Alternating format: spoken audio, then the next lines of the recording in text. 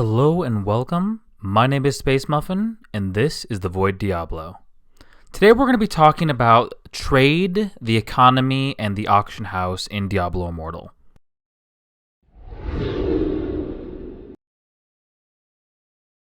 So in order to have a richer understanding of why Blizzard made the decisions that they made in regards to trade and the auction house in Diablo Immortal, we must first take a step back and look at Diablo 2, Diablo 3, and kind of the problems that, not really the problems, but the challenges that arose for Blizzard doing these games.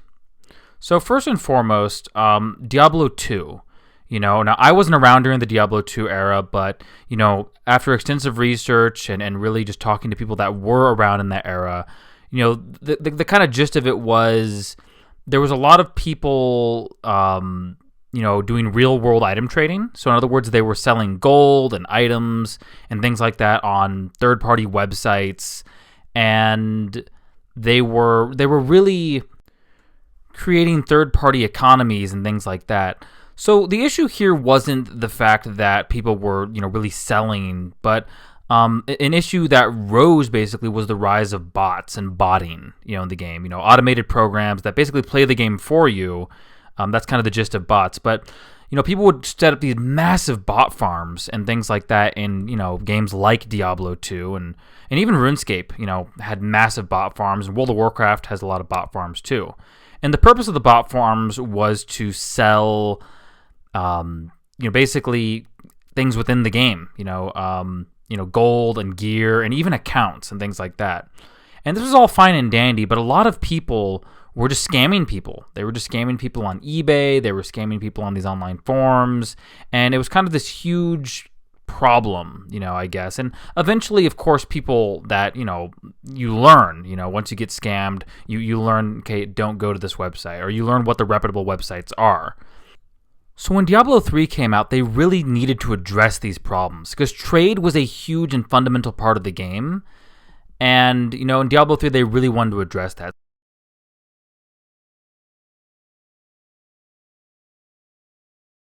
Why an auction house? Well, one of the major things and reasons that we decided to do an auction house is because trading is a big focus of the Diablo games. So some of you might know that you get loot in Diablo games, and it's kind of a big deal. That loot is randomized. The Diablo system is pretty unique in that everything that drops is got some kind of random element if it's something that you wear on your body.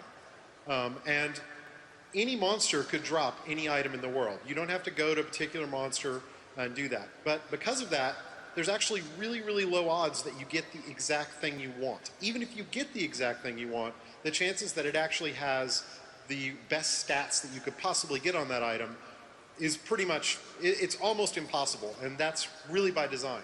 Because Diablo's always been a social game in the sense that you play with and trade with other players. So trading is really the best way to get the best items in the game, and that's always been the case for all the Diablo games. We've focused really heavily on the trading aspect. So given that, you'd think that the previous games would have awesome systems for trading, and if you think that, you'd be wrong. So in Diablo 2, there were a bunch of ways you could trade. There was an in-game interface where you could kind of put items up, and you'd stick your item up, and somebody else would, and you'd say, well, what do you got? And hopefully it had something good that you wanted.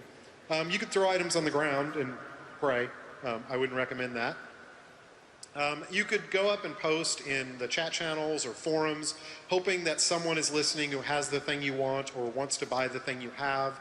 It's pretty inefficient, and it makes the chat channels not really very chatty. And then you could also go to like third-party websites and buy things with real money. And that works fine, except that maybe the transaction wouldn't work, maybe you get ripped off, maybe someone would steal your account. So, none of those were really great experiences, and we felt that we could do a lot better. So we focused on an auction house because it's really a very well-known, convenient, secure, easy way for people to trade. There's things like the WoW auction house, there's eBay. People understand an auction house, they understand how it works and how to interact with it. So we made the decision to allow players to trade in Diablo 3 the same way that they traded in Diablo 2, with gold or real money. So we're going to let you pretty much trade almost anything in the auction house. A wearable item, gold, stackable components like crafting items and things like that.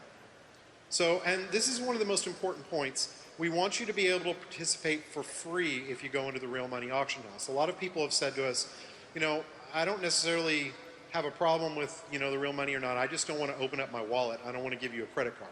And you know what? That's fine. You don't have to, and I'm going to explain how.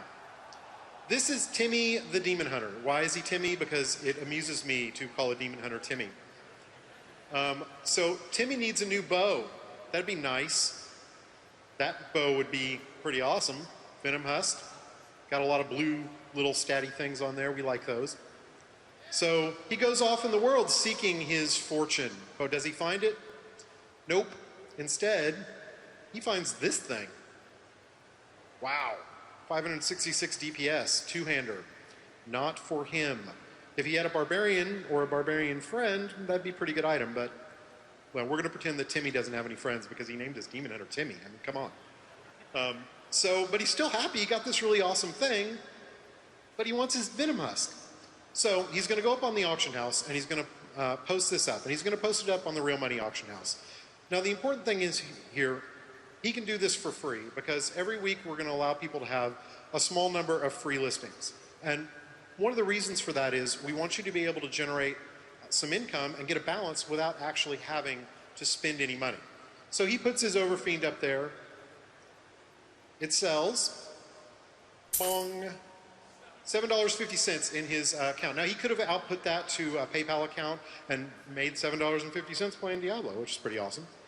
Or he can do what he did, which is put it directly into his e-balance, and now he can use that to go back on the auction house and buy things and post more auctions. So Timmy is happy. He goes up, he finds his Venom Husk, $5. Bam. Purchased. Sent to his character, and equipped. Check him out. So on top of being able to participate in that way, we also are going to add a lot of features. Some of you are in the beta and you've managed to play with the gold auction house, and you've probably noticed that it's not really as fully featured as we'd like.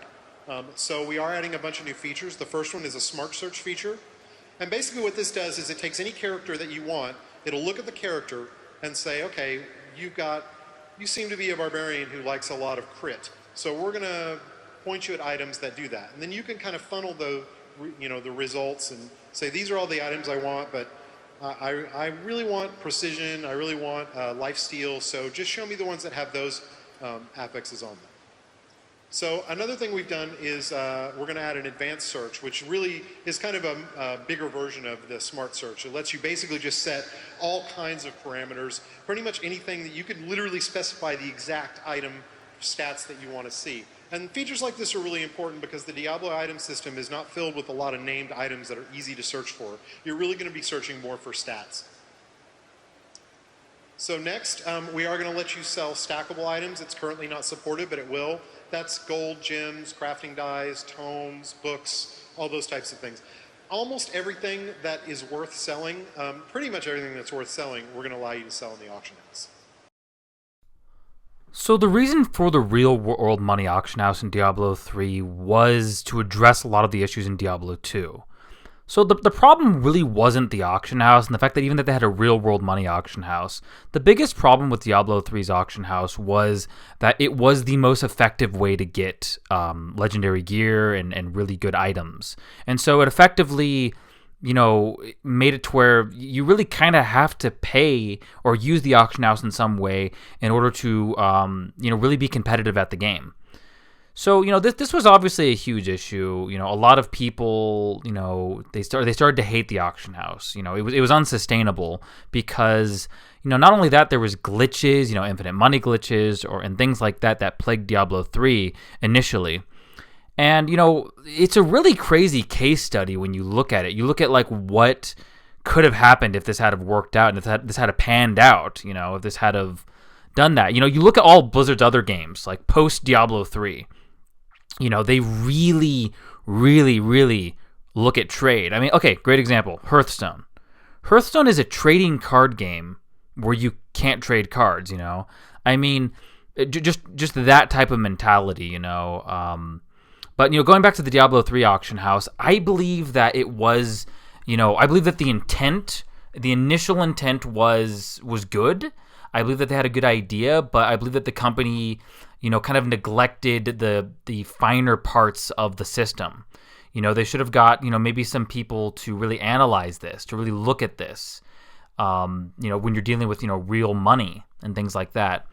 So, but I mean, overall, I don't think the idea was bad.